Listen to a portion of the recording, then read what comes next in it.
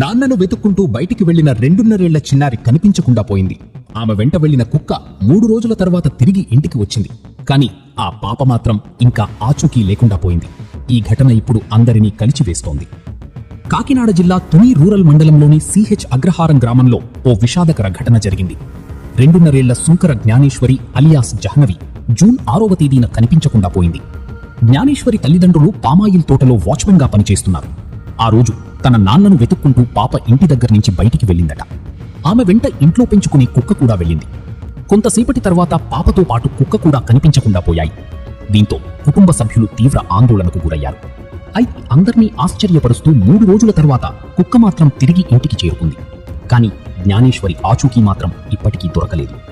పాప కోసం పోలీసులు, ఎస్డీఆర్ఎఫ్ బృందాలు, అటవీ శాఖ, రెవెన్యూ శాఖ, అగ్నిమాపక శాఖ సిబ్బంది పెద్ద ఎత్తున గాలింపు చర్యలు చేపడుతున్నారు.